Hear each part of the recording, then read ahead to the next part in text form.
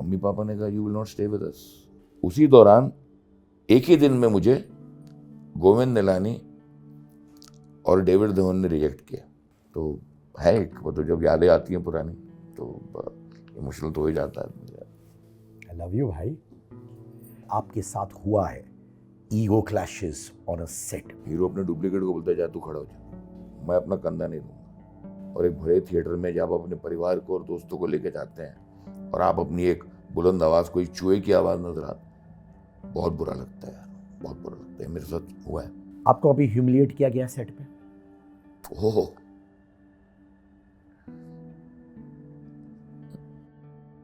Producer आया मेरे पास 10 लोगों के सामने, हाँ बोलो सर मैं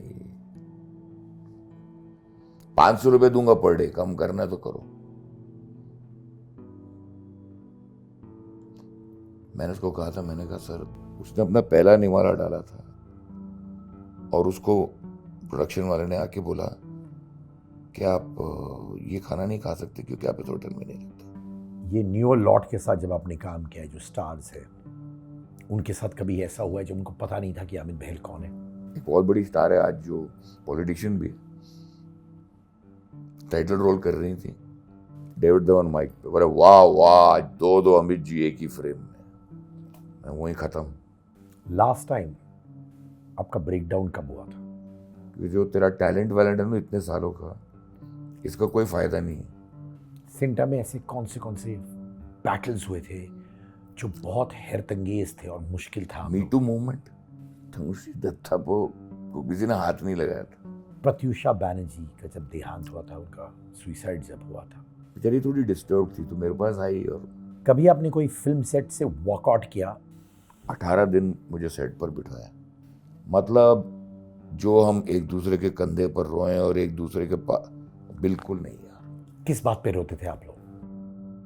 इस टाइम लोग एक दूसरे को काटते हैं। हाँ कैसे? तो I was the face of Soni because यार मैं एक सुपरनैचुरल शो में था तो मेरे साथ सुपरनैचुरल चीजें हुई। हाँ। वो आपके साथ हुआ? एक बार हुआ था, एक डांसर उठी 3.5 फीट ऊपर और कोलैप्स हुई और फेंट हो गई। एकता कहा जाता है कि बहुत स्ट्रिक्ट होती है सेट्स पर। अभी हाल ही में नागिन 7 मैंने मना किया।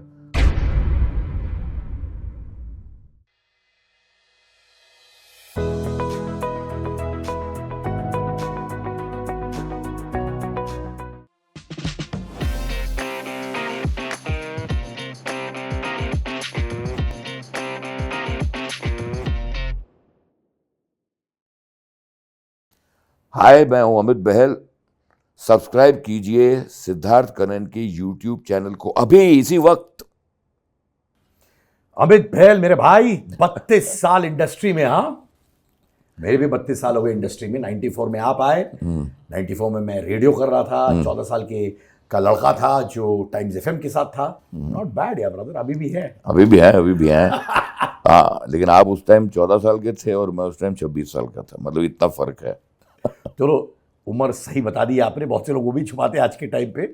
अब तो गूगल है यार। 1968 की पैदाइश है, मतलब हमने तो वो टाइम देखा है जब ब्लैक एंड वाइट टीवी भी ट्यून करते थे, जब थप्पड़ मार मार के एंटेना आता था और कभी कभार मैच दिख जाता था। कभी सत्यजीत रे या गुरुदत्त भी देख लेते थे, छाया गीत भी देख लेते थे। और टीवी देखना पाप भी माना जाता था।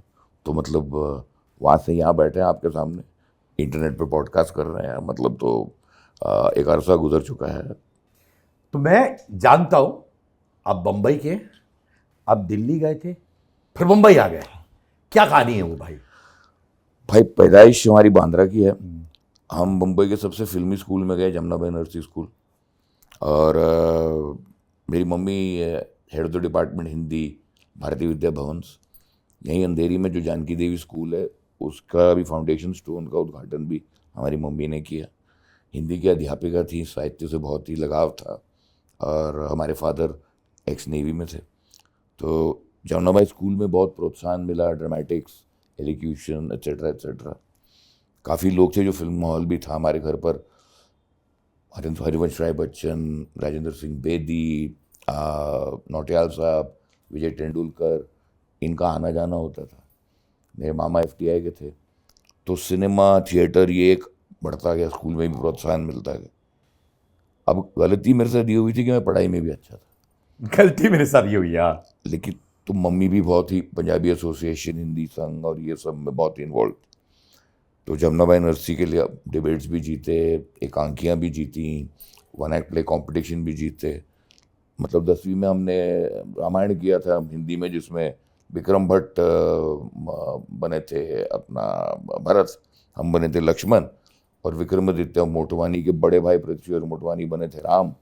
सोनाली बोस जो डायरेक्टर हैं, उनकी वाइफ, हमने उनकी बहन आतिया बोस बनी थी सीता। मतलब ये दौर, और बॉबी देओल हमारे मतलब बैक स्टेज पे कुर्सियाँ हिलाते थे। आर्ट्स ज्वाइन करना था, सेंट जेवियर्स में एडमिशन ले लिया, आईसीएसई के रिजल्ट्स आ गए। अब वहाँ जेवियर्स में जो head of the department Hindi है वो मम्मी की स्टूडेंट है, उन्होंने बोला कि अमित जेवियर्स के बाहर दिखा गया, सिगरेट पी रहा था और कोई स्क्रिप्ट याद कर रहा था। मम्मी ने पकड़ा कि आप जेवियर्स में क्या कर रहे थे, आपको तो भवंस कॉलेज में साइंस में। तो नहीं मम्मी, मुझे साइंस नहीं करना, मुझे आर्ट्स करना। नहीं, उस टाइम सिर्फ 2 ही रिस्पेक्टेबल प्रोफेशंस थे, डॉक्टर या इंजीनियर। आर्ट्स? तो मैंने कहा मम्मी आप तो अध्यापिका हैं। बेटा वो सब शौक के लिए ठीक है। चलो जी, 11वीं 12वीं कर ली भवंस कॉलेज में, बहुत से प्राइजेस जीते, एलिक्यूशन डिबेट्स, एकांकी, थिएटर, आओ त्याओ, लिटिल पृथ्वी प्लेयर्स, वीना पन्नी चावला। 12वीं में रिजल्ट भी अच्छा आ गया। इंजीनियरिंग कॉलेज रामराव अधिक institute of technology, D.Y.. Patil university, CBD Belapur, नई मुंबई, वहाँ के GS भी बन गए। फिर जो आप इंटर कॉलेजिएट फेस्टिवल बोलो दुनिया में, वहाँ पे गए, प्राइज़ भी जीता। हमारे सीनियर्स थे और हमारे अजीज़ दोस्त पद्मश्री डॉक्टर शंकर महादेवन, और मैं और शंकर 2 लोगों का कंटिजेंट जाता था। दुनिया में किसी को नहीं मालूम था कि रामराव अधिक RAIT करके कोई इंजीनियरिंग कॉलेज है, और डी.वाई. पाटिल और एक नेहरू और CBD बेलापुर नाम की कोई जगह है। लेकिन हम 2 लोग जाते थे, 30-35 प्राइज़ जीत के आ जाते थे। चलो जी, फिर फिरोज अब्बास खान के साथ वन एक्ट प्ले नाटक शुरू किया, इब्ता के साथ काम करना शुरू किया, इकबाल ख्वाजा के साथ नाटक शुरू किए, और आलिक पदमसी के साथ काम शुरू किया। फिर इंजीनियरिंग की नौकरी छोड़ के फुल टाइम करने लग गए। मम्मी पापा ने कसम खिलाई कि अगर एक्टिंग करोगे तो हमारी लाश के ऊपर, ये प्रोफेशन नहीं हो सकता, दिस कैन ओनली बी ये क्रिएटिविटी के लिए अच्छा है, पब्लिक स्पीकिंग के लिए अच्छा है। अगर आप मैनेजर हो और आप एक्टिंग जानते हो और ये हो, तो आप अपने क्लाइंट्स को कन्विंस करने के लिए आपके लिए अच्छा हो ना। अब दिल्ली में एक नौकरी मिल गई तो मम्मी पापा ने देश निकाला दे दिया। उसी टाइम पर मंसूर खान कास्टिंग कर रहे थे, जो जीता वो सिकंदर, और जो रोल मामिक ने किया था वो रोल मुझे ऑफर हुआ था, क्योंकि मंसूर के चीफ असिस्टेंट अंकुश मौला, जो मुझे लगता है आपके ही कॉलेज के हैं, मिठी भाई जिंदाबाद, तो अंकुश मुझे मंसूर के पास ले गया था। मैंने एग्रीमेंट साइन किया और फिर मम्मी ने देश निकाला दे दिया, तो मैं वो फिल्म नहीं कर पाया। दिल्ली गया, 6 महीने कोई थिएटर नहीं किया। किसी को दिल्ली में पता चला कि यार मुंबई का ये एक्टर है, वो अंग्रेज़ी हिंदी ठीक ठाक बोलता है और काम किया हुआ है। मैं मंडी हाउस में आमिर रज़ा हुसैन का एक नाटक देखने गया था। इंटरवल में कमानी ऑडिटोरियम में उसका प्रोडक्शन वाला आया कि हम one flu over the cuckoos nest कर रहे हैं। हमने फिल्म देखी थी भाई जैक निकल्सन वाली, उसकी रीडिंग आप आइए। मैंने कहा नहीं भाई, मैं थिएटर एक्टिंग ये सब छोड़ने आया, आ जाइए, संडे है। चले गए जी। फिर एक बार जो रीडिंग शुरू हुई, फिर आमिर रज़ा हुसैन के साथ वो नाटक किया। फिर 92 में यात्रिक के साथ एक वर्कशॉप की, जहाँ मेरे को जॉय सेन गुप्ता और फिर अनुराग कश्यप और ये मिले जननाट्य मंच में। फिर इब्राहिम अलकाजी साहब के एकेडमी में हम सिलेक्ट हो गए, जिन्होंने नसीर साहब और ओम जी और इन सारे बड़े एक्टरों को ट्रेन किया था। राजेंद्र गुप्ता और ओम शिवपुरी NSD के जो डायरेक्टर थे, उनके एकेडमी में हम सिलेक्ट हो गए।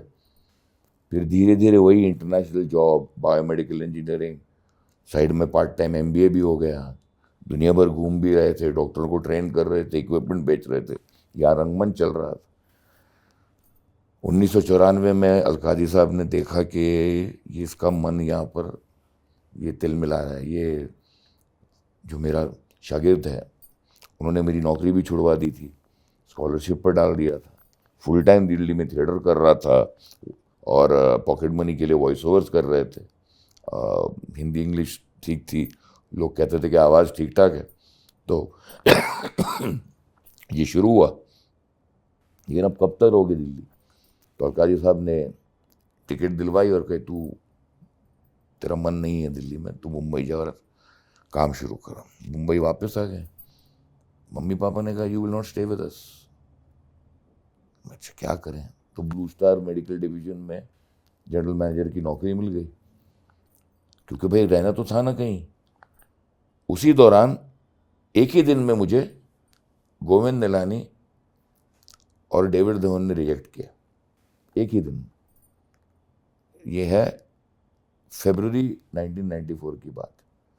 महेश कुंजवार जो बहुत बड़े प्ले राइट है, उनकी एक नाटक हमने किया था, उसके अंदर उन्होंने मुझे बोला फोटोग्राफ डाल के लेके जा गोविंद जी के पास। गोविंद जी द्रोकाल की एडिट कर रहे थे, तभी स्टेनबैग पे एडिट होता था।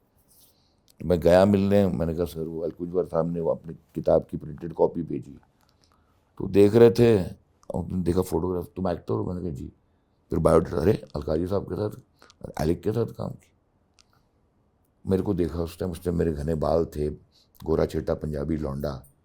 उन्होंने मुझे चेहरा दिखाया ओमपुरी का, आशीष विद्यार्थी का, कि मैं ऐसे चेहरों के साथ काम करता हूँ, तू मेरे साथ कैसे करेगा? You go to David Dhawan.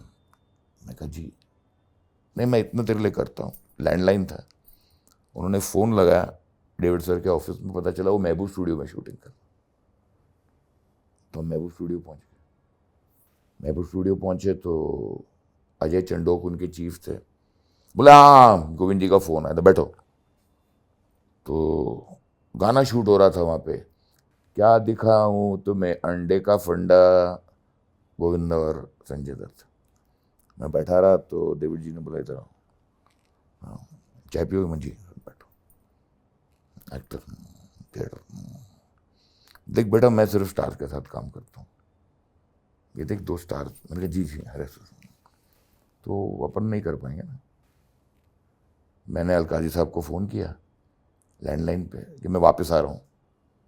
वो बोले बिल्कुल मत आना। मैंने कहा सर नहीं मैं वापस आ रहा हूँ, मेरे यहाँ तो मतलब एक ही दिन में आर्ट सिनेमा और पैरेलल सिनेमा, अपना कमर्शियल सिनेमा ने रिजेक्ट कर दिया, जाऊँगा कहाँ? थोड़ा बहुत थिएटर स्टार्ट हो गया था, नौकरी चल रही थी ब्लू स्टार में, यूएस भी आया था। मैं पृथ्वी थिएटर पहुँचा, अंधेरी स्टेशन से AC 3 टायर की टिकट बुक करके। वहाँ पर राजेश जैस जो काफ़ी वेब सीरीज़ करते हैं और अनुराग कश्यप मिले। किधर है तू? मैंने मैं दिल्ली वापस जा रहा हूँ। अरे वो आदि पोचा पार्थो मित्र तुझे ढूंढ रहे हैं, शांति नाम का भारत का सबसे पहला डेली सोप बन रहा है, उन्होंने तेरे दिल्ली में काम देखा है, ये लैंडलाइन नंबर है, वहाँ कॉल कर। अच्छा लैंडलाइन नंबर? मैंने कहा सिक्का? अनुराग कश्यप ने मुझे 1 रुपये का सिक्का दिया। पृथ्वी थिएटर से मैंने फ़ोन किया, शफी इनामदार मरहूम, उनके छोटे भाई सोहेल इनामदार ने फ़ोन उठाया। हाँ अमित भैया, अरे वेयर आर यू, 15-20 डेज हम आपके लिए मतलब ढूंढ रहे हैं, आप कहाँ हैं? मैं कहा जी मैं तो यहीं हूँ। बोले वो एक केयर ऑफ नंबर था। मैंने कहा वो हमारे धोबी का है, वो कभी कभी देता है मैसेज, कभी नहीं देता। मम्मी पापा तो मतलब उनका नंबर देके मतलब ही नहीं बनता, आप तुरंत आओ। मैंने तुरंत आओ? अच्छा। अब 780 रुपये की तो टिकट आ गई थी, जेब में 25 रुपये, अभी क्या करूँ? तो अनुराग कश्यप बोलता है कि क्या हुआ? बोले अब तो बुला रहे हैं यार। अच्छा कितना? देख यार कैलकुलेट करेंगे, पृथ्वी थिएटर से वेलेपार्ले स्टेशन 16 रुपये ऑटो, फिर सेकंड क्लास का टिकट, फिर एल्फिंस्टन रोड उतरूंगा, वहाँ से शेयर टैक्सी लूँगा, वर्ली पोचकान वाला रोड। मैं कहा 100 रुपये के आसपास का। तो जीतू शास्त्री एक और भी पास्ट है सीनियर एक्टर, उन्होंने कुछ 18-19 रुपये दिए, अनुराग ने 60 रुपये दिए क्योंकि वो लिखना शुरू कर दिया था, और राजेश जैस ने पैसे दिए। और जी मैं गया ऑडिशन देने शांति का, और 2 दिन बाद उसी धोबी के यहाँ कॉल आ गया कि आप सिलेक्ट हो गए। और मैं गया और मुझे बोला कि जी 4 एपिसोड कर बोले। अच्छा कॉन्ट्रैक्ट दे दिया उन्होंने, उसमें लिखा था लंच ब्रेक। तो मैंने कहा खाना घर से लाना पड़ेगा। बता यू मैड, खाना मिलता है यहाँ पे? मतलब अच्छा ओके। मैंने वेरी गुड, 4 एपिसोड हैं, अच्छा करोगे तो 5 हो जाएंगे। उसके बाद मैंने उसके 780 एपिसोड किए। और कितने साल में? 3.5 साल में। 15 अगस्त 1994 पहला एपिसोड टेलीकास्ट हुआ था, और 16 अगस्त 1994 जब मैं अंधेरी के फ्लाईओवर पे ट्रेन के लिए रुका था, और जब लोगों का हुजूम मेरे आसपास आया, तब मुझे लगा कि ज़िंदगी बदल गई है। और उस दिन मैंने डिसाइड किया कि बम्बई ही मेरा मुंबा देवी है और सिद्धि विनायक है और मक्का है, मदीना है और वेटिकन सिटी है, और ये मेरी जर्नी है जो बहुत कम लोगों को शायद पता है। थैंक यू, तुमने शेयर किया। मैं देख रहा हूँ कि भाई तुम इमोशनल भी हो रहे हो, है ना?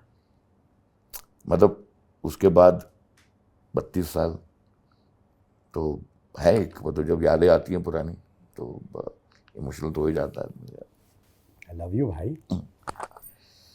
हाँ, तो ये है। तो फिर मुंबई से दिल्ली, दिल्ली से मुंबई, फिर उसके बाद जब वापस जाता हूँ दिल्ली और जब वहाँ भारंगम में अब जब गुलजार साहब के नाटक करता हूँ या फिर राजेंद्र गुप्ता साहब के साथ जब वही उन्हीं जगहों पर प्लेस करता हूँ जो एक ज़माने में स्ट्रगल करते थे एज अ स्टार, जब आपकी होर्डिंग लगती है और जब आपकी बिलिंग होती है तो लगता है वाकई फिर मम्मी पापा ने भी जब एक्सेप्ट किया, और वही रिश्तेदार जो आपको कहते थे कि लौंडा भांड हो गया है, ज़िंदगी बर्बाद कर रहा है, ये क्या रखा है ये थिएटर वेटर में। और आज जब मैं बच्चों को सिखाता हूँ है ना, मतलब मीडिया एकेडमी पे जब सिखाता हूँ तो मैं कहता हूँ, और आप जैसे यार दोस्त हैं जो एक मकाम आप लोगों ने हासिल किया है, मैं खुद के मकाम को भी देखता हूँ, अपने इर्द गिर्द भी जो लोग, तो लगता है यार वाकई हमने जिन चीज़ों से लड़ाई की थी और जहाँ पहुँचे हैं, असली कारगिल तो हमने जीता है। अपने अंदर का कारगिल, समाज से कारगिल, अपने पेरेंट्स के अगेंस्ट कारगिल, तो यही है भाई। भाई शांति पे चलते हैं हम। मंदिरा बेदी, यस, राजेश तेलांग, अपने भाई अनूप सोनी, सब थे। सब लोग फ्रेश थे, एकदम। सबको पता नहीं कि जिंदगी आगे कहाँ जाएगी। आप बिल्कुल। आए थे 4 दिन के लिए, आपने 3.5 साल काम किया। क्या इनसिक्योरिटीज थी सेट में, आपस में, फ्यूचर के बारे में, ये सब था? देखो ऐसा हुआ था कि जब हमने शुरुआत की थी ना शांति की, अनूप ने 7 महीने बाद शो ज्वाइन किया था।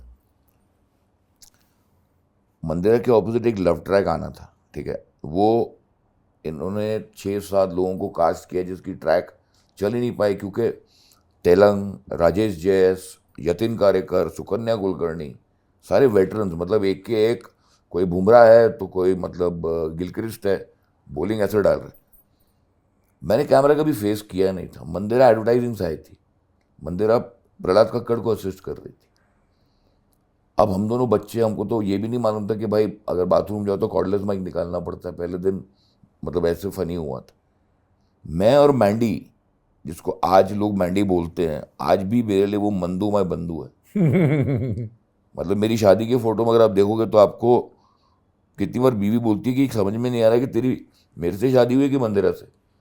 मतलब आज भी वो रिश्ता है उसके साथ, चाहे वो मुलाकात इतनी नहीं होती। इनसिक्योरिटी बहुत थी। 1,000 रुपया पर एपिसोड सबको मिलता था, स्टैंडर्ड। सिर्फ मंदिरा, यतिन और अमर मंथली पे थे। अगर ये शो बंद हुआ तो क्या होगा? अभी तो हम 25 दिन शूट कर रहे हैं, हर यूटीवी से पैसा भी आ रहा है। फिर एक पायलट का दौर भी शुरू हुआ था। सिर्फ 1994 से लेके सन 2000 तक मैंने 390 पायलट शूट किए। पायलट के लिए पैसे मिलते थे क्या? हाँ यार, मतलब मैं आपको बताता हूँ कि एक स्टूडियो है खन्ना हाउस, उसके बाहर का जो पान वाला है उसने भी पायलट बनाया था जिसका हीरो मैं था, कि सबको लगा था कि पायलट अप्रूव हो जाएगा। उस पायलट से आपका मतलब जो आप फ्रिंज, जो लग्जरीज आप, बट बहुत इनसिक्योरिटी थी। लेकिन ये था, काम अच्छा होता था यार। एक सीन कोई देखता था, आपकी तारीफ करता था, लैंडलाइन नहीं था। और अच्छे काम पे अच्छे काम पे अच्छे काम पे अच्छे काम। तेलंग को काम नहीं मिला, तेलंग छोड़ के चले गए, टैलेंटेड होने के बावजूद। इंडियाज मोस्ट वांटेड लिखने लगा, सोहेल अब्बासी को असिस्ट करने लगा। देन ही गॉट सिद्धार्थ, और जब आया तो फिर तेलंग ने दिखा दिया वो है बैट्समैन यार। अनूप को मतलब अनूप का फ्रस्ट्रेशन ये होता था कि वो उसको वैरायटी नहीं मिलती थी। अनूप, मेरी, तेलंग की दोस्ती आज भी वैसे ही है। मतलब वो भाईचारा वो आज भी वैसा ही है, मंदिरा के साथ भी वैसा ही है। और आज अलग तरीके इनसिक्योरिटीज हैं, उम्र का पड़ाव अलग है, लेकिन वो वाली इनसिक्योरिटीज अलग थी। लेकिन उस टाइम फकीरी ये थी कि कोई शादी नहीं हुई थी, फकीर की तरह जी भी सकते थे। अनूप, मैं और तेलंग कितनी बार प्लस चैनल के ऑफिस दोपहर को पहुंचते थे। प्लस चैनल जो महेश भट्ट जी का महेश था। भट्ट का जी, अमित खन्ना का, वहाँ पर इन फ्लाइट प्रोग्राम्स के रिकॉर्डिंग होती थी, तो 100-150 रुपया पर वॉइस ओवर मिल जाता मैं भी करता था भाई वो, है ना। मैं यूटीवी के लिए करता था, इन फ्लाइट वीडियोस का। करेक्ट। तो हम, अब यूटीवी दूर पड़ता था यार, अंधेरी ईस्ट में था वो, करेक्ट, और ये जुहू में था ये प्लस जुहू में चैनल। था, है ना, तो उससे गुजारा हो जाता था। तो ज़्यादा जब फैमिली आती है आपकी, जब परिवार बिल्डअप होता है, तो इनसिक्योरिटी ज़्यादा बिल्डअप होती है। तो मुझे लगता है कि अपने काम के प्रति ना एक ऑनेस्टी, एक जो एक शिद्दत जो है कि एक भाई नहीं, ये हमको करना है, वो आज तक है। इसीलिए एक वो नॉवल है ना कि कितने गाजी आए कितने गाजी गए, मंदिरा आज भी है, तेलंग आज भी है, अनूप सोनी आज भी है, अमित बैल आज भी है, सिद्धार्थ कन्नन आज भी है। भाई पर क्योंकि सब नए थे, आपस में वो साइलेंट अब- ओ, कंपटीशन नहीं, होता था। कभी ओ हो, मतलब जो हम एक दूसरे के कंधे पर रोएं और एक दूसरे के पास, बिल्कुल नहीं यार। किस बात पे रोते थे आप लोग? यार वहाँ पर किसी का हार्ट ब्रेक हो गया, किसी, एक अच्छा काम था जो हाथ से छूट गया, यार ये रोल मेरे लायक था, नहीं मिला। आज बहुत सुना है मम्मी ने यार, मतलब घर वालों ने सुना है, तो ये दुख बांटते थे यार। मंदिरा पेइंग गेस्ट थी बर्ली में, फिर बांद्रा में आई, घर नहीं था उसके पास, तो वो अब सेट पर तो आपको पहुंचना है ना, फ्रेश भी लगना है, लेकिन पैकअप के बाद ऑटो में एक साथ जाना, तो ये बातचीत है। आज कितने पैसे, इतने 1/2 चाय और आधा आधा सैंडविच, उसके ऊपर जो बातचीत है, वो दोस्ती आज भी है। और चूंकि वो दुख साथ झेले हैं ना आज एक, और मैं ये नहीं कह रहा हूँ कि मैं, शांति में किसी भी एक्टर की एक दूसरे से राइवलरी नहीं थी। जो फैमिली, हम जो रोए हैं जब शो बंद हुआ है, जो रोए हैं, चूंकि 3.5 साल यार, किसी की शादी हो रही है, किसी का बच्चा हो रहा है, किसी के घर पर डेथ हो रही है, किसी ने नई गाड़ी ली है, तो सुख दुख जो साथ बांटा है ना, वो आज तक बरकरार है। आज भी यतिन के साथ शूट कर रहा था मैं, अनूप और राजेश मिले थे, मंदिरा मिली थी, सुकन्या मिली थी, शिल्पा तुलस्कर मिली थी, मतलब काफ़ी लोग हमारी टीम के, आशा लता जी की डेथ हो गई, सुनील शेंडे साहब की डेथ हो गई, मतलब भाई फरहान अख्तर और जोया असिस्टेंट थे, कंटिन्यूटी लिखते थे शांति के लिए। देन आदि पोचा मेन क्रिएटर थे, आदि पोचा के असिस्टेंट्स थे। उसी दौरान मैंने आदि पोचा को, देवर लुकिंग, एक सॉरी मेरी लॉरी नाम का वो शो बना रहे थे, बिल्कुल। उनको चाहिए था कोई एक फनी, अपना जो 7 अप के बॉटल पे जो फीडो डीडो है, ऐसा कोई चाहिए। ब्रजेश जी हमारा लंगोटी यार थिएटर का, मुझे वो याद आया, वो इंडियन एक्सप्रेस में स्पेस मार्केटिंग की जॉब कर रहा था, मैंने लैंडलाइन पे फ़ोन किया, माहिम पहुंच गए ब्रजेश जी, वहाँ फरहान और जोया ने उसका ऑडिशन दिया, और ब्रजेश जी आपके सामने आज। तो उस टाइम एक दूसरे को काटते नहीं थे, सपोर्ट किया यार एक दूसरे को। इस टाइम लोग एक दूसरे को काटते हैं। हाँ हाँ, कैसे? अजीब से कैंप्स बन गए, अजीब से ग्रुप्स बन गए हैं, किसी के बारे में अच्छा बोलना तो सिर्फ, मतलब अरे यार वो, अरे वो, अरे कम ऑन, 2 शब्द अच्छे बोल लोगे तो क्या हो जाएगा आपका यार। मतलब एक क्रिटिक होना और सिर्फ तिरस्कार करना, may be stakes are higher, may be the internet और जो सोशल मीडिया है वो प्रेशर ज़्यादा है। मतलब एक अच्छा कॉन्सेप्ट हो, एक अच्छी फिल्म हो, एक रिव्यू से आपने ख़त्म कर दिया, या आपका कैंप है और दूसरा उठ रहा है तो गिराओ। जो हम वेब सीरीज में देखते हैं, इसके बारे में ना कहते हुए भी लोग इसका जिक्र करते हैं, सिनेमा में भी करते हैं, नाम नहीं लेंगे,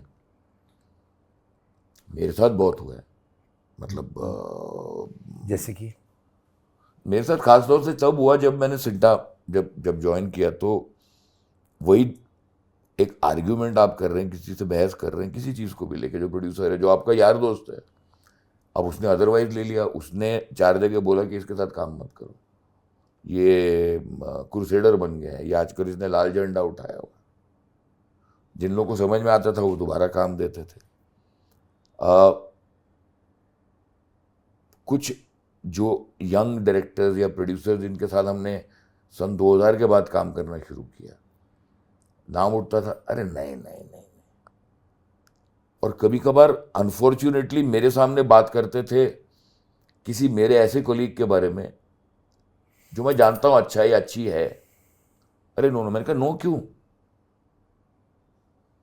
तो वो बोले कि आप अपना आम खाइए ना, दूसरों की गिटलियां क्यों गिन रहे हैं? मैंने कहा जब वो अच्छा है तो क्यों नहीं है? तो बोले आप समझ नहीं रहे हैं, ये जो आप बोल रहे हैं 4 लोगों के सामने, ये आप अपनी दुकान बंद कर रहे हैं। और हुई दुकानें बंद। लेकिन एक चीज था, और सिर्फ जो मैं आज भी मानता हूं, कि ऊपर वाले ने मेरा टैलेंट नहीं छीना मेरे से, ऊपर वाले ने मेरी ईमानदारी मेरे से छीनी नहीं, ऊपर वाले ने, मैंने अरबों रुपए नहीं कमाए हैं, और पीठ पीछे मुझे नहीं लगता कि आज बहुत लोग मेरी बुराई करेंगे। मैं भी बुराई करने में विश्वास नहीं करता, मैं टीम प्लेयर हूं क्योंकि मेरे संस्कार वैसे हैं। हमारे यहाँ शायद संस्कारों की कमी थी उस ज़माने, या हो सकता है ज़्यादा संस्कार थे। ये जो डार्लिंग, हेलो, हाउ, और जैसे आदमी पलटता है उसके बारे में उल्टा बोलना, ये आपने मेरे से, शायद मेरे से ज़्यादा ही देखा होगा। ये आज भी नहीं होता मेरे से, और इसीलिए धीरे धीरे आप बहुत से लोगों से अपनी नाल काटते रहते हैं। और मैं अब इस ज़िंदगी के मकाम में हूँ कि मैं नाल काट रहा हूँ, क्योंकि आखिरी 20 साल ना आप सुकून से जीना चाहते हैं, अच्छा काम करना चाहते हैं। एटलीस्ट जब आपकी शव यात्रा जा रही हो तो एक सुकून होना चाहिए, और जो लोग आपकी शव यात्रा में शामिल हैं वो ऐसा शव उठा रहे हैं जो हो सकता है मेरे भारी शरीर को देख के सिर्फ मेरी भारीपन को ना देखे, लेकिन मेरे चरित्र के भारीपन को समझे। सिंटा क्या है पहले समझाइए मेरे व्यूअर्स को, ताकि वो डेप्थ में समझे। सब जानते हैं क्या है, पर मैं चाहता हूँ सिने एंड टीवी आर्टिस्ट एसोसिएशन है। 1958 में कैरेक्टर आर्टिस्ट एसोसिएशन बना था, जब सोहराब मोदी, दुर्गा खोटे लोगों ने बनाया था। उसके बाद सिने आर्टिस्ट एसोसिएशन बना, उसके बाद सिने एंड टीवी आर्टिस्ट एसोसिएशन बना। कलाकारों की एक संस्था है जिसकी एक सिस्टर कंसर्न कहें, जो ट्रस्ट है, सिने आर्टिस्ट वेलफेयर ट्रस्ट, जो चैरिटी कमिश्नर के अंडर, जो अमजद भाई और आशा पारेख और अमरीश जी ने फॉर्म की थी 1991 में। हम भारत के जो पश्चिमी जो प्रदेश है, जितने Hindi cinema, Bhojpuri cinema, Gujarati cinema, जितने कलाकार हैं, सिनेमा, टेलीविज़न, अब वेब, एड में जो काम करते हैं, हम सभी संस्था के मेंबर हैं। और आर्टिस्टों के वेलफेयर के लिए काम होता है। कुछ डिस्प्यूट सॉल्व होते हैं जब पेमेंट को लेके, या जैसे मी टू मूवमेंट हुआ तो सेक्सुअल हैरेसमेंट के लिए, या फिर गवर्नमेंट की कोई स्कीम्स आती हैं, फिर प्रोड्यूसर बॉडीज़ के साथ, बाकी की बॉडीज़ के साथ मिलके एक मीडिया एंड एंटरटेनमेंट, जिस इकोसिस्टम को आप और हम इसका हिस्सा है, आज इसकी रिस्पेक्ट है। मोदी जी ने कहा है कि media entertainment is going to make India is going to be the next super power, America से आगे जाएंगे हम। तो सिंटा का, फेडरेशन का, हमारी ट्रस्ट का, बाकी की देश में जितनी संस्थाएं हैं उनके साथ एक एसोसिएशन है। तो 9 साल मैं सिंटा का जनरल सेक्रेटरी रहा, अब मैं ट्रस्ट का ट्रस्टी हूँ। लेकिन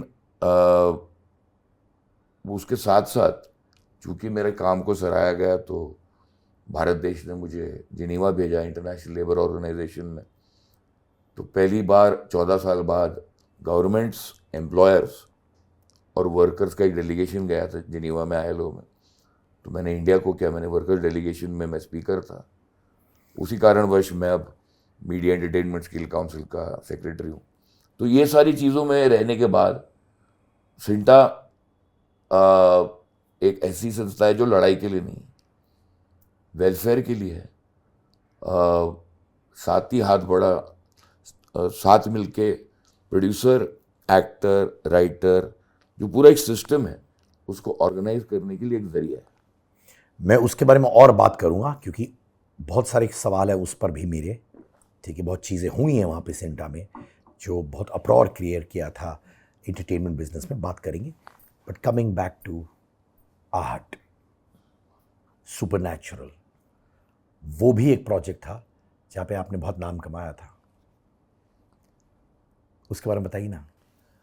क्या हुआ कि नया नया आया था और फासले नाम का एक शो कर रहा था नियो फिल्म्स का प्रोडक्शन हाउस, और बीपी सर पायलट शूट कर रहे थे सीआईडी और आहट का पहला एपिसोड।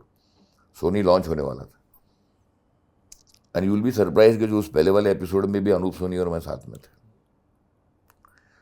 और बीपी सर मतलब टेरर माने जाते थे। मतलब आप कभी शिवाजी साटम या दया शेट्टी या आदित्य श्रीवास्तव से बात करेंगे तो बीपी सर मतलब उनके सामने चू नहीं बोल सकता था एक्ट।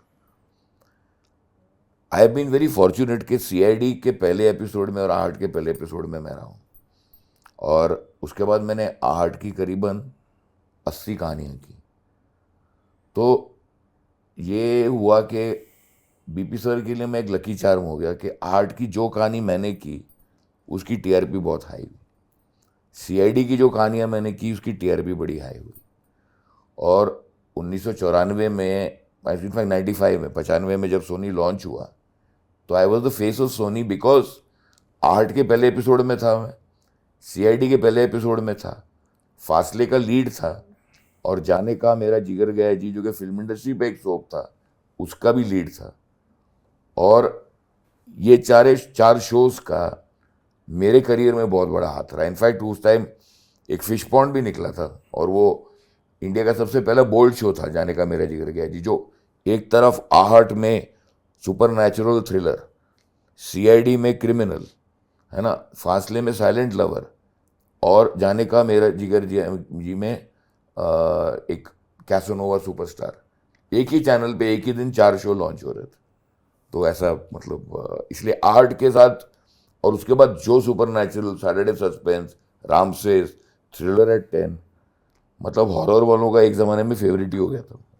इनफैक्ट बहुत सारे कलाकार होते जो बोलते हैं अमित भाई की यार मैं एक सुपरनैचुरल शो में था तो मेरे साथ सुपरनैचुरल चीजें हुई। वो आपके साथ हुआ है?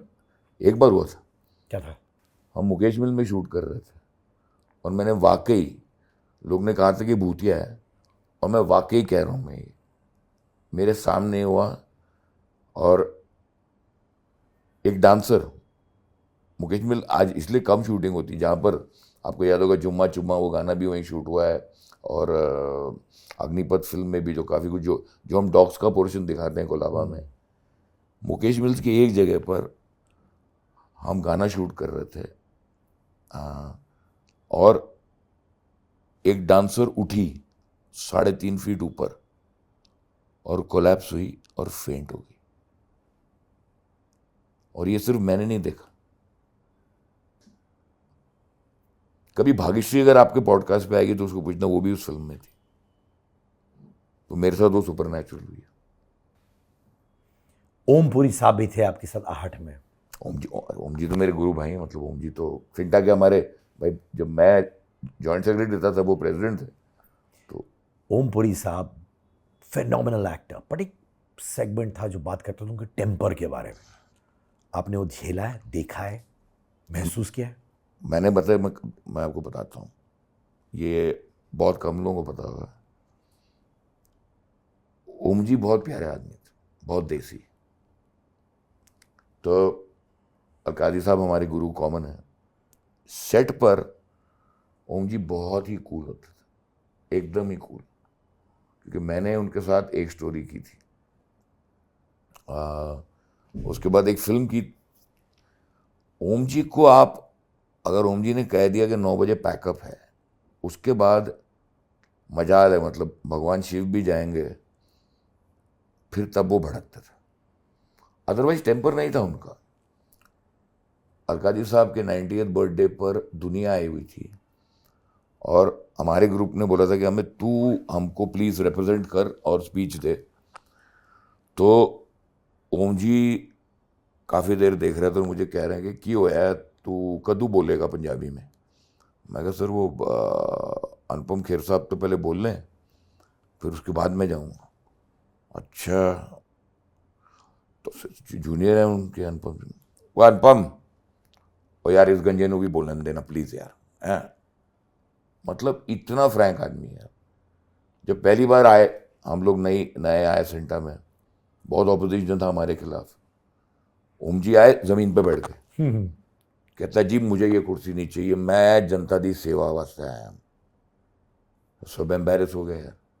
पंकज हीर भी थे, मनोज जोशी भी थे, सुधीर पांडे भी थे, अरुण बाली भी थे, मतलब सभी एम्बेरस हो गए। ओम जी ज़मीन, वो वैसे थे देसी, लेकिन मैंने अभी तक आई बीन वेरी लकी, बहुत प्यार करते थे मुझसे। एक तो वो पंजाबियत वाला एक मामला, और ईशान को हमने छोटे से बड़ा होते हुए देखा। तो ओम जी तो ओम जी थे। ओम जी एक मतलब वन पीस, मतलब ऐसे साफ दिल का आदमी और कमाल कुक वो, और बीपी सर के खास दोस्त। तो अगर ओम जी सेट पर हैं या ओम जी आ गए हैं और बीपी सर शूट कर रहे हैं, तो उस दिन हम जैसे स्ट्रगलरों को मालूम था कि भाई आज तो कुछ चिकन विकन मटन शटन, और हो सकता है उसके बाद जो कारोबार या जो आप शाम का काम देखो। एकता कहा जाता है कि बहुत स्ट्रिक्ट होती है सेट्स पर, और कभी कभी उनके टेम्पर के बारे में बात किया जाता था। आपने महसूस किया, देखा? मैंने एकता के साथ मानो या ना मानो किया था। जब बालाजी टेलीफिल्म बन रही थी तब खुद आके मुझे रोल समझाती थी। और लास्ट जो मुझे जी रिश्ते अवार्ड मिला 25th ईयर ऑफ जी में, मैंने और रिद्धि डोगरा ने वो अवार्ड शेयर किया, वो बेस्ट नेगेटिव रोल, और हिमेश भाई ने अपने हाथ से वो ट्रॉफी दी थी मुझे। मैंने स्टेज पे जाके एकता सामने बैठी थी। मैंने कहा मैं नहीं जानता दुनिया के बारे में, लेकिन एकता एक बात कहूँगा कि आप मेरे लिए आज भी वैसी ही हैं जैसे 1994 में थी। आपने वही रिस्पेक्ट दी है, आपने वही इज्जत दी है, भले ही मैंने आपके साथ काम कम किया हो। और मैं आज सबके सामने जग जाहिर है, मैं ये ट्रॉफी जी टीवी और आपको डेडिकेट करता हूँ, क्योंकि मेरी शुरुआत ऑलमोस्ट आप लोगों के साथ हुई थी। मेरे साथ बहुत इज्जत से, बहुत रिस्पेक्ट से। मुझे लगता है वो आपके एक इनहेरेंटली, अगर आप खुद अपने टैलेंट पर या अपने संस्कार पर अगर आप कायम हैं, तो सामने वाला आपको, और आप किसी को मौका नहीं देते, तो सामने वाला वो रेसिप्रोकेट करता है, और उसमें वो संस्कार हैं। मतलब हमने इनकी फिल्म भी की है। मैंने जीतू साहब, इनफैक्ट वही डेविड धवन जिन्होंने मुझे शुरुआत में रिजेक्ट किया था, उनके साथ पहली फिल्म जो मैंने की वो बालाजी ने प्रोड्यूस की थी। जीतू साहब सेट पर आते थे, चीची था क्योंकि मैं झूठ नहीं बोलता। तो मतलब तो ये यही था। तो मैंने एकता के साथ वेब सीरीज़ भी की, और बालाजी के लिए काम भी किया, उनके चैनल वी के शोज़ भी किए, एपिक चैनल के को प्रोडक्शन भी किया, धर्म क्षेत्र जो एकदम बड़ा शो माना जाता है, कुसुम किया, कस्तूरी किया, कसम किया। तो वो इज़्ज़त आज भी बरकरार। अभी हाल ही में नागिन 7 मैंने मना किया, क्योंकि मैंने कहा यार इस उम्र में ना थोड़ा भी कोबरा नहीं लगता, मैं थोड़ा मोटा पाइथन हो गया हूँ on a lighter note. But अभी मैंने, बिकॉज अभी मैं शायद थोड़ा टीवी से बैक सीट ले रहा हूँ। उसने सुशांत सिंह राजपूत को बनाया, अंकिता लोखंडे को बनाया, स्मृति ईरानी को बनाया, राजीव खंडेलवाल को बनाया, श्वेता तिवारी को बनाया। हमारी प्रोग्रेस में भी उसका हाथ रहा है। भाई तहे दिल से डंके की चोट पूछूंगा और ऑनेस्ट जवाब चाहिए, ठीक है? डिप्लोमेसी बिल्कुल नहीं। क्या आपने देखा है या विटनेस किया या आपके साथ हुआ है ego clashes on a set, भले टेलीविजन का सेट हो या फिल्म का हो, आपके सामने हुआ आपके साथ या आपने देखा है? मैंने देखा। ऑफ स्टार्स, एक्टर्स, देखा आपने? यस। क्या हुआ? मैं नाम नहीं लूँगा। नाम मत लीजिए, बताइए, किस्सा बताइए और दिल से बताइए। हाँ, दिल से बताता एंड आई रिस्पेक्ट कि आप नाम नहीं ले रहे हो, उससे डजंट मैटर, बताइए। टीवी में मैंने देखा 2-3 बार, हीरो और हीरोइन की बन नहीं रही है, बात नहीं कर रहे हैं एक दूसरे से, ओवर द शोल्डर शॉट है जो आप जानते हैं।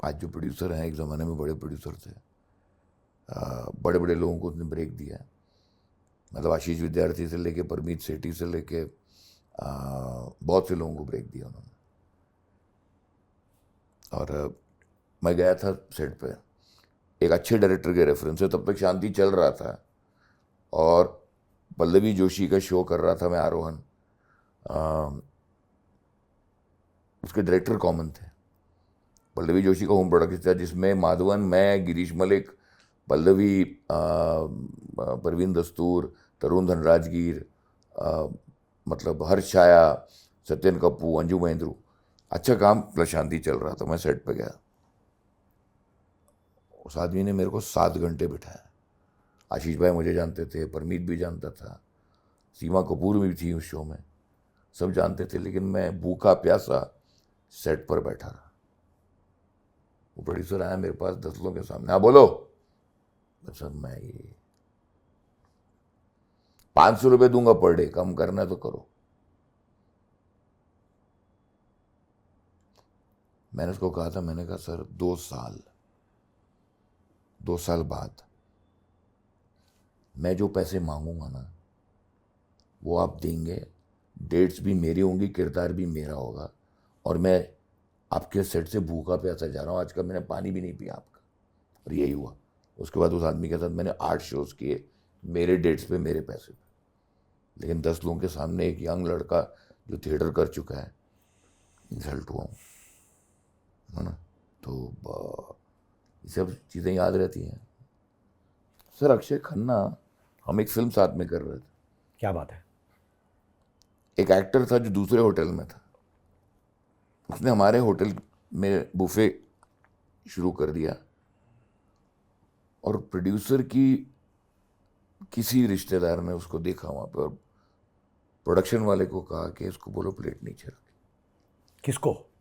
जो एक्टर, सपोज आप और मैं एक 5 स्टार होटल में रुके हैं, कुछ लेसर नोन एक्टर एक 3 स्टार होटल में थे बगल में, लेकिन हमको साथ में शूटिंग पे निकलना था। तो ये डिसाइड किया एक्टरों ने कि लंच सब साथ में करेंगे, फिर जाएंगे शूटिंग पर साथ में। हमारे होटल के लंच बुफे में उस एक्टर ने एक बुफे की थाली उठाई। प्रोड्यूसर की पत्नी या रिश्तेदार और कुछ लोगों ने नोटिस किया कि ये एक्टर इस होटल में नहीं रुका है, तो इसको यहाँ का खाना नहीं खाना चाहिए।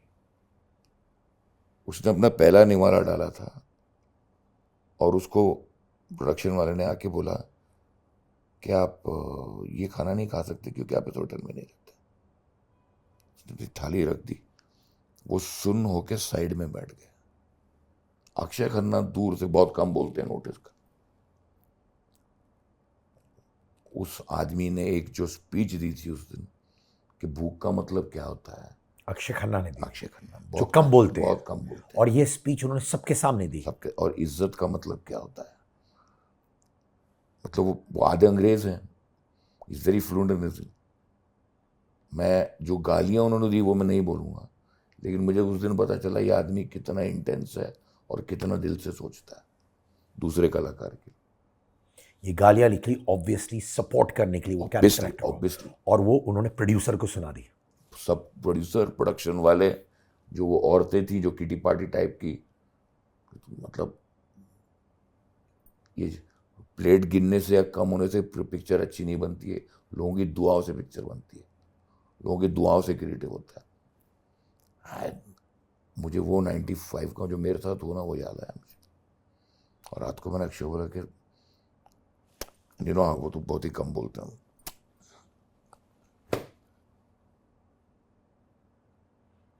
माने वो इंसान जो अपने में मस्त मगन रहता है, ज्यादा लोगों से बात नहीं करता, खड़ा हो, क्योंकि उनको भी इतना लगा होगा। वो दूर से देख रहा था, फिर जो फूटा आदमी, मतलब ऐसे लग रहा था कि जैसे एक एक्चुअली एक वोल्केनो का जो लावा फटा है, मतलब इस तरह का हुआ। सो प्राउड ऑफ अक्षय यार। और देखो, अच्छे लोगों से और अच्छे लोगों से जब आप अच्छी चीजें करते हो ना, तो ऊपर वाला देता है यार। अरे मैं, संजू बाबा ने जो मेरे से किए, मतलब मैं आज उनको दुआएं, मतलब ये I have not met him, इतने साल हो गए। LOC कारगिल फिल्म शूट कर रहे थे, रात को पैकअप के बाद we were all having drink, मेरी वाइफ का फ़ोन आया कि मम्मी का एक्सीडेंट हो गया। अब शिमला से पूरा यूनिट है, आर्मी की परमिशन है, स्टार्टिंग ऑफ द फिल्म है। तो सुनील शेट्टी, मैं, नागार्जुन, विक्रम सलूजा, दीपराज राणा, मिलिंद गुना जी, संजू बाबा, सब बैठे थे। अब मैं तो सुन ही हो गया यार, मम्मी का एक्सीडेंट हुआ है।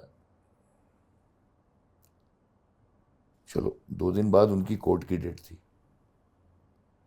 अरमान कोहली के मोबाइल पे उनका फ़ोन आता है रात को। हम सब डिनर कर रहे थे, जेपी दत्ता, हम लोग सब। अमित किधर है? वो सामने बैठा हुआ। वो याद है कम्युनिकेटर फ़ोन आता था तभी, एक कंपस ऑफ बॉक्स कोर्स, बड़ा लंबा बड़ा सा। वाला, तो वो हम अरमान के पास था उससे। शिमला में, शिमला की ठंड। और वो बोले कि aunty is in which room या ब्रो? मैं कहा आप कहाँ हैं सर? कोर्ट खत्म हुआ, मैं बॉम्बे हॉस्पिटल के नीचे हूँ। आंटी कौन से रूम में? मैंने कहा ये। अच्छा। कि 4 दिन बाद पैकअप हुआ, मैं सीधा एयरपोर्ट से। तो मुझे हॉस्पिटल सुपरिटेंडेंट आके बोले कि आप संजय दत्त को बहुत अच्छी तरह जानते हैं। मैं कहा नहीं, ये सेकंड पिक्चर है, मतलब वो तो सीनियर है हमारे। कहते यार उन्होंने तो यहाँ पे आके आंटी को नॉर्मल वार्ड से प्राइवेट डीलक्स रूम में शिफ्ट करवा दिया पूरा। मैंने कहा, मम्मी मतलब वीआईपी वार्ड उनको करने की कोई ज़रूरत नहीं थी। दुआएं हैं यार, आज संजय दत्त खड़ा है, सर्वाइवर है। ये नथिंग टू, मतलब कोई ज़रूरत नहीं है सब करने की। तो ये चीज़ें भी याद रहती हैं। ये न्यू लॉट के साथ जब आपने काम किया है, जो स्टार्स है, उनके साथ कभी ऐसा हुआ है जब उनको पता नहीं था कि अमित बहल कौन है? हुआ है। एक बहुत बड़ी स्टार है आज जो पॉलिटिशियन भी है, टाइटल रोल कर रही थी, आमेर फोर्ट में शूटिंग कर रहे थे। अब आमेर फोर्ट में शूटिंग कर रहे थे राजस्थान में अक्टूबर नवंबर के महीने में। टूरिस्ट भरा हुआ है, वैनिटी वैन भी नहीं आ सकती, फोर्ट ऊपर है, तो बाथरूम में आपको पब्लिक टॉयलेट यूज, तो इन्होंने बंद करके रखा हुआ था। तो ऑब्वियसली सिक्योरिटी मेरे साथ आई भाई, वो लोग जमा हो गए, सेल्फी वेल्फी ये वो। ये देख रही है पहले दिन की, कोई बातचीत नहीं, कुछ बातचीत, क्यूज नहीं दे रही हैं, इग्नोर कर रही हैं। मैं धूप में खड़ा हूँ, शॉट उनके साथ है, देर से आ रही हैं। पर एक गूगल नाम की जो चीज़ है ना, ये बहुत कमाल की चीज़ है ना। उसने गूगल किया होगा कि ये कौन है भाई। अगले दिन, हेलो अमित जी, नारियल पानी पियेंगे? अमित जी मैंने एक सैंडविच मंगाया, आप खाएंगे? तो मेरा सीन देख के, और पब्लिक, भाई अगर आप टीवी की बहुत महान कला फिल्म की स्टार हैं, तो हम भी यार छोटे तालाब की बड़ी मछली, क्योंकि टीवी के हम भी बादशाह रह चुके हैं, और टीवी की अपनी एक ऑडियंस है। आपके स्टारडम से कोई इनकार नहीं है, लेकिन अगर गूगल नहीं होता तब उसको पता चला कि एक उसका उल्टा एग्जाम्पल भी है। दुर्गामती फिल्म कर रहा था भूमि पेडनेकर के साथ। अब भूमि पेडनेकर स्टार है, तो लंच हुआ, she was sitting with the producers के साथ खाना खा रही थी, मैं अपना प्लेट लेके था। बोला अमित सर प्लीज आके बैठिए ना यहाँ पे। बोला आप शांति में थे? बोला मेरी मम्मी को आप बहुत अच्छे लगते थे। मैंने कहा अच्छा सर, क्या उस टाइम क्या आप लोग क्या हीरोज थे सर, मैं तो बहुत छोटी थी। बोले सर आप शांताराम सीरीज कर रहे हैं? बोला हाँ। चार्ली हुनन के साथ? कहा आपको पता है ना चार्ली हुनन?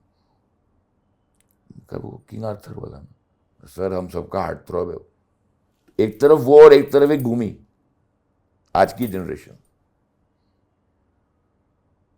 और ये सब 1-1.5 साल के अंतर का हुआ है। बट बाकी तो आज की जनरेशन मतलब देर कमाल है, मतलब देर इतने प्रोफेशनल अभी एंड रिस्पेक्टफुल। मतलब अभी डायनेस्टी कर रहा हूँ रवीना टंडन के साथ सोनी लिव के लिए, वही रिस्पेक्ट, वही प्यार। और पुराने यार हमारे सेट पर संजय सूरी और रोनित रॉय, और तो हमारी तो जारी है भाई टीवी की और इतने की। बट रवीना इज, मतलब वही मजा आता है उसका, प्रोफेशनल, ऑन टाइम, एवरीथिंग, बीच में थोड़ी गॉसिप, थोड़ी गपशप, कभी चेरी, कभी स्ट्रॉबेरीज, कभी ये, तो वैसा भी है, मतलब it's all part and parcel of the game. Set पे हो आप तो अच्छे एक्टर हो, सब जानते हैं, बोलने की भी जरूरत नहीं है, बट ठीक है बोल देता हूँ। बगल में एक ए लिस्ट स्टार है और आपको मालूम है आप खा रहे हो उसको, खा रहे हो, और वो बंदा या बंदी फंबल मार रहे हैं, लाइनें याद नहीं है, ऐसा हुआ है? बहुत बार, बहुत बार। एक स्पेसिफिक एक दो इंस्टेंसेस बताओ, और उसमें एज एन एक्टर आप करते क्या हो फिर? क्या था, लीड एक्टर है जो बहुत बड़ा स्टार है, नीचे की तरफ है, मैं खड़ा हूँ। अब चूंकि कैमरा एंगल ऐसा है, तो ओएस में जब ओवर द शोल्डर लगा रहे हैं, मुझे अपने पाँव पसारने पड़ रहे। तो जब मेरा फेस था, मैंने एक टेक में दे दिया, है ना। उनके क्यूज आए नहीं आए मुझे फर्क नहीं पड़ा, मैंने दे दिया। उसके बाद जब मेरी बारी आई, मैंने पाँव पसारा। ठंड की शूटिंग में कुछ 22-23 टेक थे और मैं इरिटेट हो रहा था, और डायरेक्टर कुछ कर नहीं सकता था। He just looked at me, I looked at him, मैंने उसको देखा, तो मैंने सिर्फ प्लीज कंट्रोल। क्योंकि मेरे पे फिल्म नहीं चली, उस पर भी कंट्रोल। पाँव दर्द हो रहे हैं, इरिटेट हो रहा हूँ, ये हो रहा हूँ, और कसम से ये मतलब अन्न साथ में है। मैंने कैसे 18 टेक 20 टेक ठंड में, काम नहीं जानता मैं, और फाइनली वो सीन रहा नहीं फिल्म। वो ए लिस्टा ने कटवा दिया। और एक दूसरा बताता हूँ आपको, बच्चन साहब, हम किसी से कम नहीं फिल्म, अक्स फिल्म का लॉन्च होने वाला था, पूरी मीडिया वहां पर आई हुई थी, डेविड धवन माइक पे, बोले वाह वाह, दो अमित जी एक ही फ्रेम में। मैं वहीं खत्म। मतलब अमिताभ बच्चन और एक अमित बैल, बोलना मुझे, बच्चन साहब को सुनना है। वो बैग उठाने जाते हैं, अगर आपने वो फिल्म देखी हो, और ऐश्वर्या पीछे से देख रही है, मैं रुकना, आपको जरूरत नहीं है, नहीं। बच्चन साहब ने जो शिद्दत से ऑपोजिट साइड से भी क्यू दिया, इधर से भी क्यू दिया, और जो उन्होंने इम्प्रोवाइज किया, मैंने कहा यार ये आदमी बिल्कुल इनसिक्योर नहीं है, इसीलिए अमिताभ बच्चन है। उसके बाद भूतनाथ, पूरा सीक्वेंस है कि जब एक टेक हुआ तो मुझे आके बोले, अमित तू 3 जगह खुद की लाइट कटवा रहा है, क्योंकि मैं तेरे से लंबा हूं, तो ये पोजीशन ले ले ताकि तेरी लाइट ना कटे, फ्रेम खराब नहीं होगा। उनको कुछ जरूरत नहीं थी, इसीलिए वो अमिताभ बच्चन है। That is why. मैट्रिक्स का ऐड कर रहे थे 4X का, करिश्मा तन्ना, मैं, जूही चावला, शाहरुख खान डब्बू रत्नानी के साथ फोटोशूट कर रहे हैं, रेड चिलीज के लोग बैठे हुए हैं सेट पे, ये ऐड भी शूट कर रहे हैं, और केकेआर के लोग भी बैठे हुए हैं। कबीर साधन डायरेक्ट कर रहे थे ऐड। बोले कि अमित ये है ना, तू ऐसे कर, क्योंकि उसमें ड्रैक्यूला टाइप का कैरेक्टर था, तो ना मेरे पे तू हावी आएगा ना तो इम्पैक्टफुल होगा शॉट। वो उसको एक तरफ वो जिसका नाम मैं नहीं ले रहा, और ये जो दो लोग super duper star, Shahrukh Khan and Amitabh Bachchan, मतलब that's why they are where they are, मतलब God bless them. Last time आपका ब्रेकडाउन कब हुआ था? माने दिल से रोए हो, बहुत हर्ट होके रोए हो, कब हुआ था?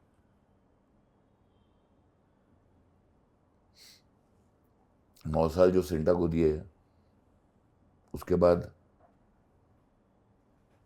उन्हीं दोस्तों जिनके साथ काम किया था, उन्होंने मुझे इंसल्ट किया भरे, और इसको कहते हैं ना, नेकी कर कुएं में डाल। मैं वाकई रोया हूँ, खून के आंसू रोया हूँ। एक वो, और दूसरा ये कि मैंने अच्छा काम करने के बाद किसी को फ़ोन किया जो बहुत अजीज़ है मेरा, अभी 2 महीने पहले, बोलते जिस दिन तेरे ज़बान पे ताला लगेगा या तू फ्रैंकली होना बंद हो जाएगा ना, उस दिन मेरे पास काम मांगने आना, क्योंकि जो तेरा टैलेंट वैलेंट है ना इतने सालों का, इसका कोई फ़ायदा नहीं है। तेरे जैसे टैलेंटेड लोग मैं हर दूसरे दिन खड़ा कर सकता हूँ। और उस बंदे की फिल्म भाई फ्लॉप भी हुई।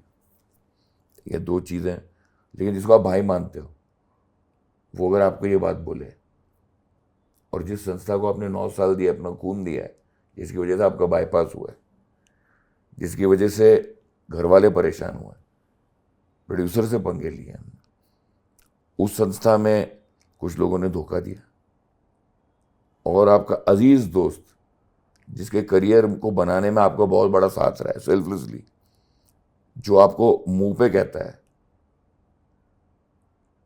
फिर मुझे समझ में आया कि दोस्ती का और ईमानदारी का मतलब नहीं है।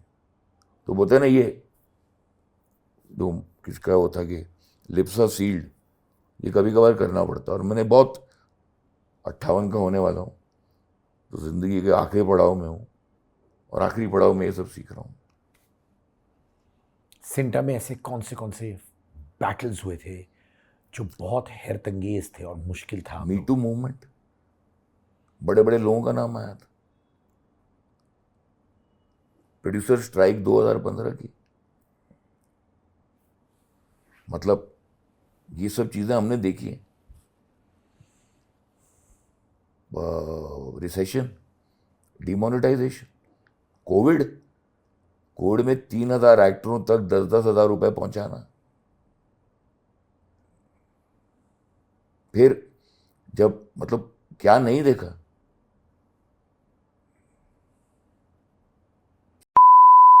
नॉन पेमेंट, बैड कंडीशन, आग, फायर,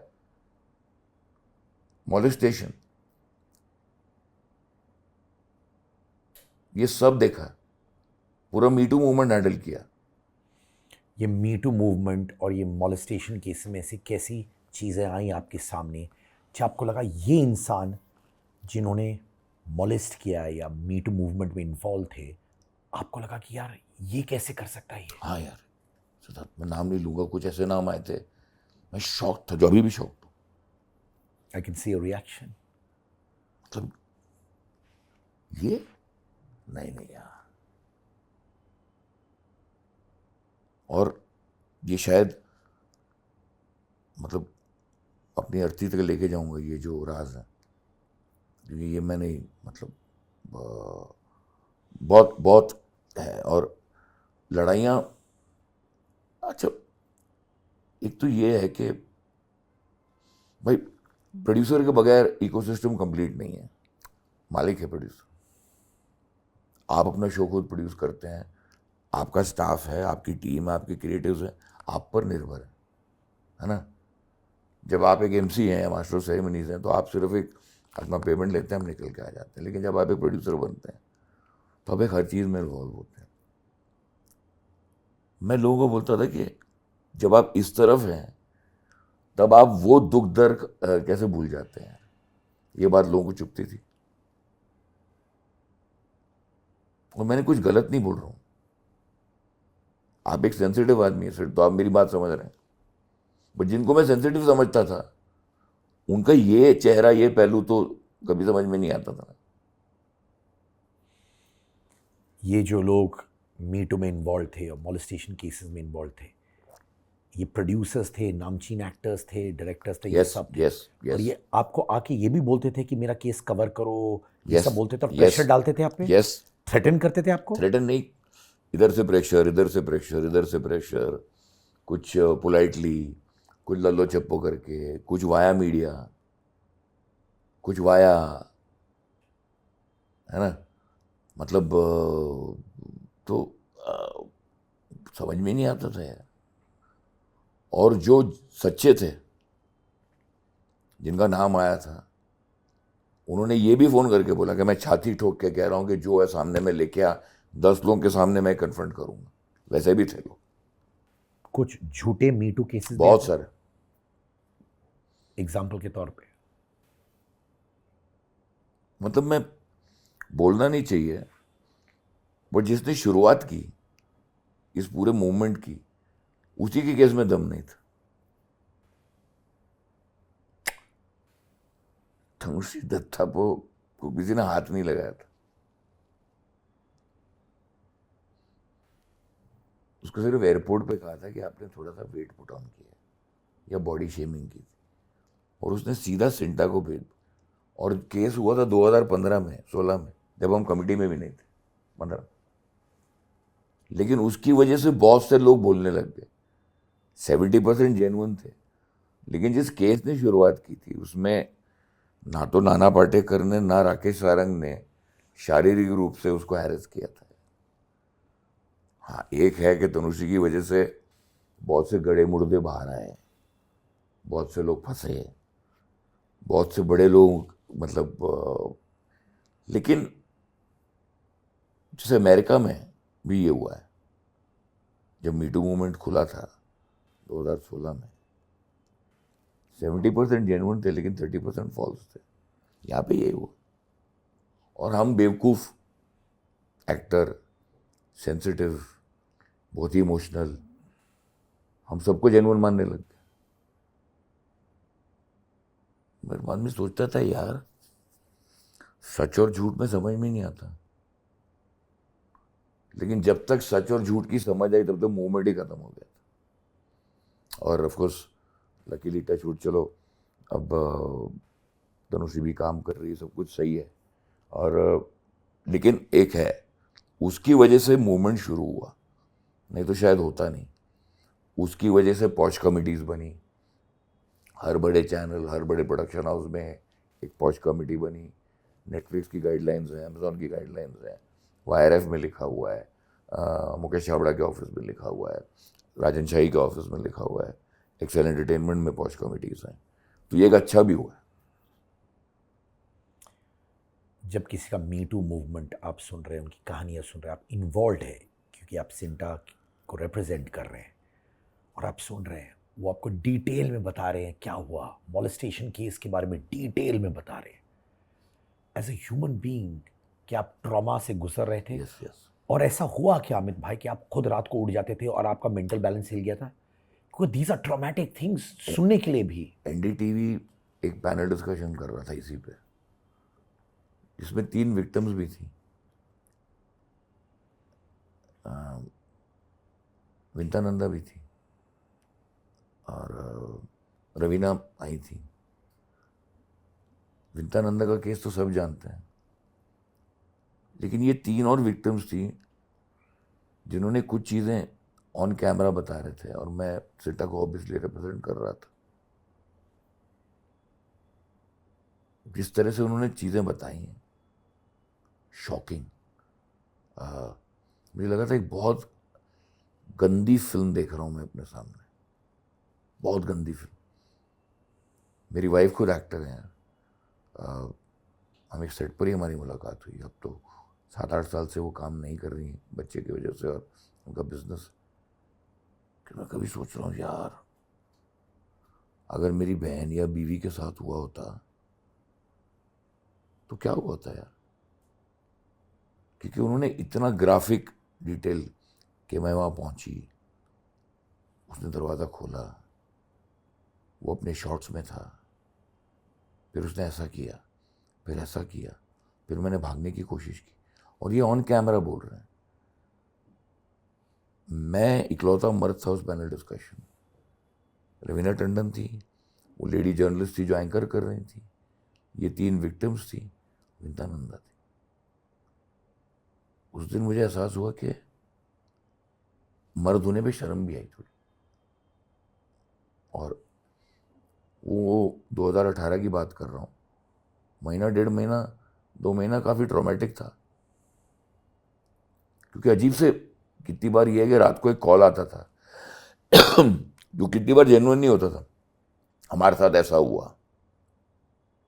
अरे यार, मैं एक्टिंग भी कर रहा हूँ side by side. 9 to 9 shoot करने के बाद रात को 10:30 बजे कोई लड़की या लड़का आपको फ़ोन करके अपना एक मीटू का किस्सा सुना रहा है या सुना रही है, आप कितने भी टफ क्यों ना हो, आप इंसान हैं यार, आपको इफेक्ट तो होगा ही, चाहे आप कितने क्रूर क्यों ना हो। इसकी वजह से आपकी हेल्थ खराब हो गई थी? जी हुई। क्या हुआ आपके साथ? स्ट्रेस ले लिया मैंने, बहुत स्ट्रेस लिया। होता ना, सारी दुनिया का बोझ हम उठाते हैं और सब कुछ उठा के होश में आए तो क्या हुआ, बाईपास हुआ, भगवान की दया, क्योर हो गया, सब कुछ ठीक है। और गलतियों का एहसास लेट ही होता है ना। आप पे कभी कोई आरोप लगा था किसी भी चीज़ में जो आपको ठेस पहुंची और दिल में लगा कि यार मैंने इंडस्ट्री के लिए इतना सब कुछ किया है हाँ, और मेरे पे ये आरोप डाले गए? ये अल्कोहलिक है, इस पे अपनी ज़ुबान पर कंट्रोल नहीं होता। और कई बार मैंने सच बात बोली है और उस बात को मेरे यार दोस्तों ने ऑन कैमरा या पब्लिक फोरम पर बोले कि ये अल्कोहलिक है, इसकी बात को सीरियसली मत लो। एंड आई थिंक वही one of the biggest reasons for my bypass. जो लोग ये सुन रहे हैं, जिनका मैं नाम नहीं ले रहा हूँ, जो मेरे 35 साल पुराने दोस्त हैं, जिन्होंने ये बात बोल के मेरे साथ दगाबाजी की है, जो आज मुंह छुपाते फिर रहे हैं, जो मेरे साथ टेबल पर बैठते हैं, जो नज़रें नहीं मिला पाते, जिन लोगों ने मेरे पीठ पीछे मेरी रेपुटेशन को हानि पहुंचाई है, जो आज कहीं नहीं है, क्योंकि खोटी नीयत का आदमी सिर्फ कुछ साल रह सकता। जब वो मुझे सामने मिलते हैं और अभी भी नज़रें झुकाते हैं, मैं जानता हूँ, वो लोग जानते हैं, जो भी ये पॉडकास्ट देखेगा वो जानते हैं कि अमित किसकी बात कर रहा है। और मेरी इस बात से उनके एक मानसिक दिल होता है, उसमें एक स्टैंड ज़रूर लगेगी, क्योंकि मेरा दिल साफ था, मैं तो बाईपास से उभर आया। आप जैसे दोस्तों की, बहुत लोगों की दुआएं थी, मेरे फैमिली की दुआएं थी, मेरा गुडविल था, मेरी अच्छाई थी, मैं फिर खड़ा हूँ वापस। 4 फिल्में फ्लोर पर हैं, 20 लेक्चर ले रहा हूँ, प्रोडक्शन हाउस संभाल रहा हूँ, मीडिया एंटरटेनमेंट स्किल काउंसिल का काम कर रहा हूँ, सिने आर्टिस्ट वेलफेयर ट्रस्ट का काम कर रहा हूँ, आप जैसे यार दोस्त के साथ बैठ के यहाँ पर अच्छी कॉफ़ी पी रहा हूँ, फैमिली संभाल रहा हूँ। तो मेरा गुरूर भी वही है, मेरी सच्चाई भी वही है, और शायद मेरी दिल की सफाई भी है। लेकिन जो लोग ये सुन रहे हैं वो समझ में जाएंगे, उनको आएगा कि इस आदमी को, जिसने आप पर विश्वास किया, उसको अल्कोहलिक बोल के आपने, सर रेपुटेशन बिल्ड करने में इतना टाइम लगता है, किसी की इज्जत बिगाड़ने में ना क्षण लगते हैं सर। वो हमने देखा था मीटू, मैंने कभी नहीं सोचा था कि यही लोग, जो आपको लगता था कि ये तो आपका सपोर्ट सिस्टम है, ये तो मतलब आपके पाँव के नीचे से कारपेट ही खींच देंगे। डेलुलू सोलुलू, बच्चे की जान लोगे क्या? हाई ऑन चाय, चाय प्रेमी विचित्र प्राणी, बुलाती है मगर जाने का नहीं। Yes, Angar's latest collection of t-shirts, hoodies, jumpsuits are out. Trendy, cool, new designs with slogans that you and I see in our daily lives at affordable prices. Also, if you're an Angar customer, if you have the Angar merchandise with you, click pics with them and post it on your Instagram and tag me at @Sid_Kannan, and I would love to repost them. Angar pehno और Angar मचाओ।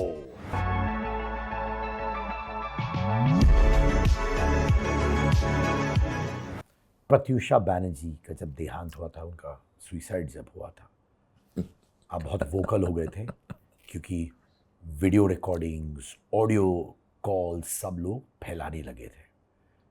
मैं चाहता हूँ आप दर्शकों को बताएं exactly क्या हुआ था।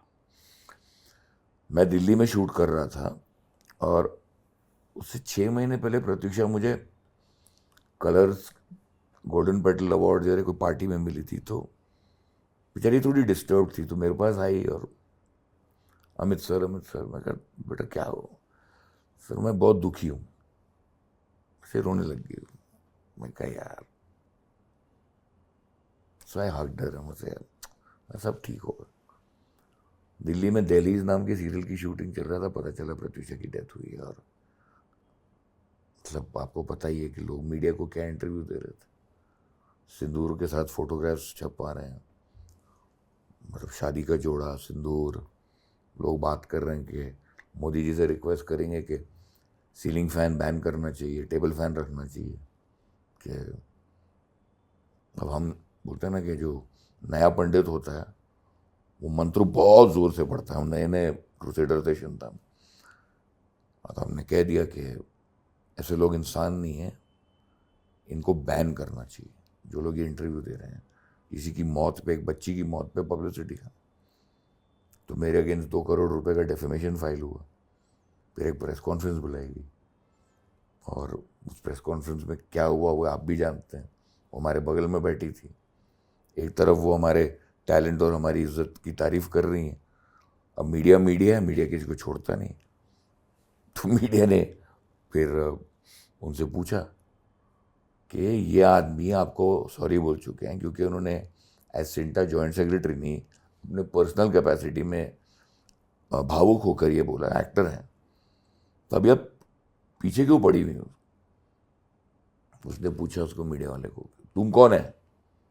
बोला मैडम प्रेस कॉन्फ्रेंस तो जाहिर है मैं मीडिया का आदमी हूँ।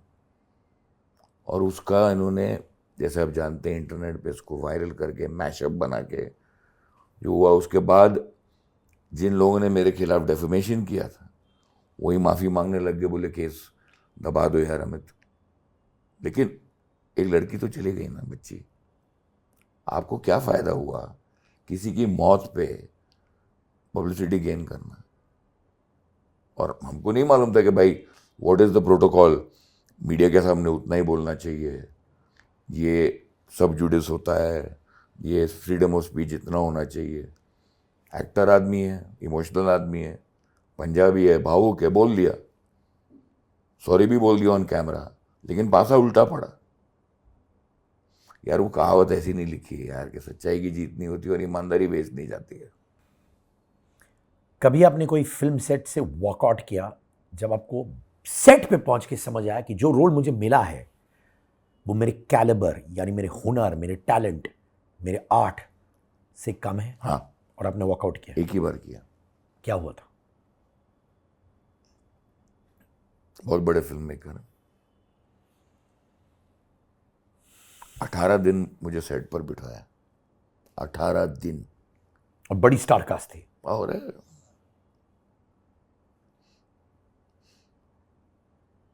क्या करते थे आप? बस बैठे रहते थे? हाँ, आएगा एक दिन शॉट। मैं पूछता था सीन कितने हैं? बोला सर सीन तो एक है, लेकिन पूरी फिल्म के लिए क्रूशियल है, वो तो दे दो, लिखा जा रहा है। अच्छा, 19वें दिन मैं डायरेक्टर के पास गया कि सर मेरे टीवी की शूट है, मैं दिन भर आपके यहाँ बैठा रहता हूँ, रात को 9 बजे के बाद वहाँ जाके शूट करता हूँ 3 बजे तक, क्योंकि वो मेरी रोज़ी रोटी है। मुझे बताओ तो सही क्या कर रहा हूँ, आपका नाम बहुत बड़ा है। तो कुछ नहीं, परसों हम करेंगे, आप यहाँ आएंगे और अब ये बोलेंगे और हम निकल जाएंगे, लेकिन आप हीरोइन के बाप हैं।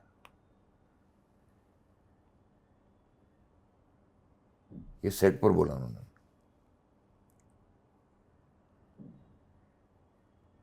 वो कॉस्ट्यूम में मेरे ना मालाएं होती है ना, मैं मालाएं निकाली, ये रखा। मतलब इसके बाद ना कभी तुम या तुम्हारा कोई भी कास्टिंग वाला मुझे बुलाया ना, दांत तोड़ दूंगा उनके। 20 अवार्ड लेके 150 सीरियल 80 फिल्में करने के बाद ये करने नहीं आया हूं मैं, वॉकड आउट। बहुत बड़ा नाम। आपको 18 दिन के पैसे मिले थे? हाँ ये बॉस मिले थे? हाँ, शाम को, मतलब मेरे को, मेरे स्टाफ को, ये मतलब एक अच्छी बात। निकलने के बाद मिला था? नहीं नहीं नहीं, हर रोज शाम को मिल जाता था। मिल जाता। वो 19वां दिन जब मैं चिल्लाया, उस दिन का नहीं मिला, बट 18 दिन। चलो कुछ तो फ्लिप साइड है इसका। हाँ मतलब वो इसलिए वो उसकी पीठ सुन रही है। और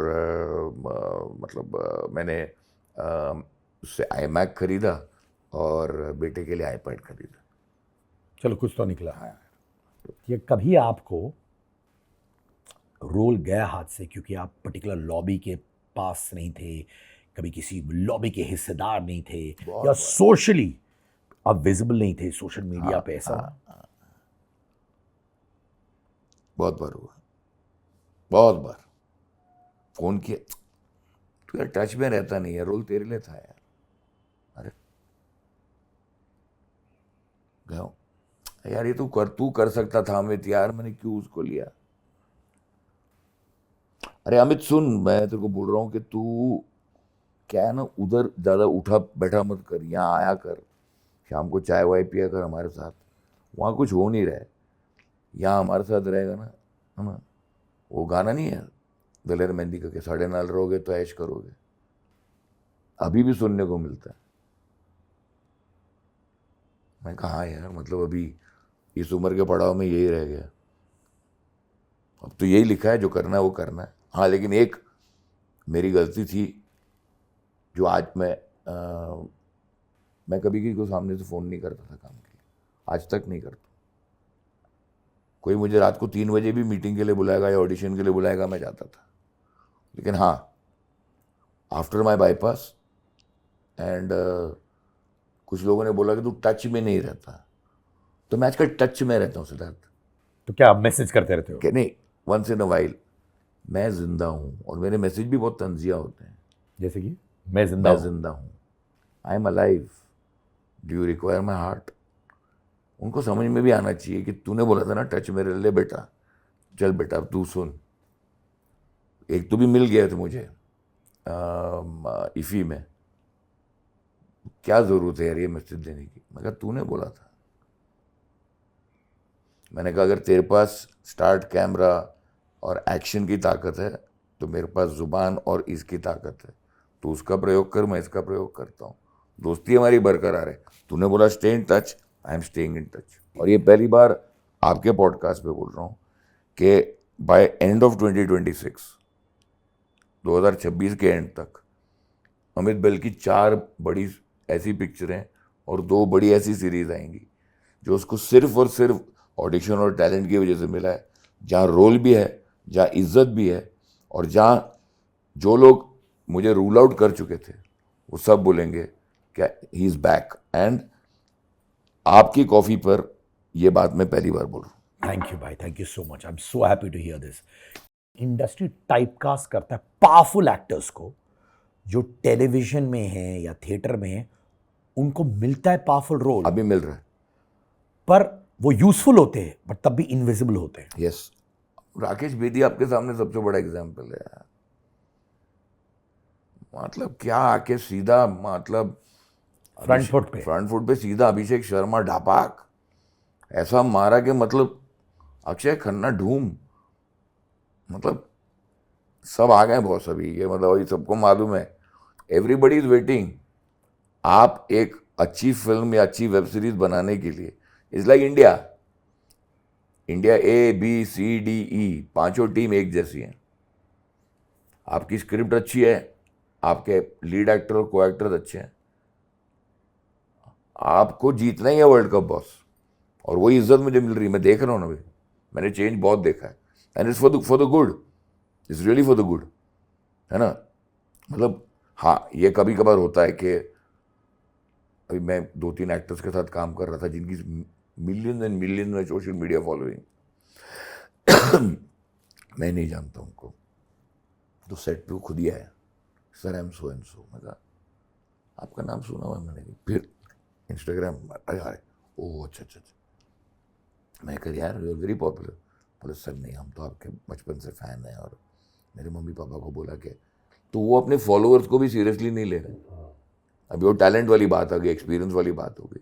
बेदी साहब एग्जाम्पल हैं यार, मतलब नसीर भाई, राजेश तेलंग, अनूप सोनी, मतलब दिव्या दत्ता, कितने नाम लूँ यार, मतलब पवन मल्होत्रा, हम लोग सब विंग्स में खड़े हैं और सबको मालूम है कि ये भाई we are all in it together, we are all together. मतलब अभी ये जॉइंट एफर्ट है।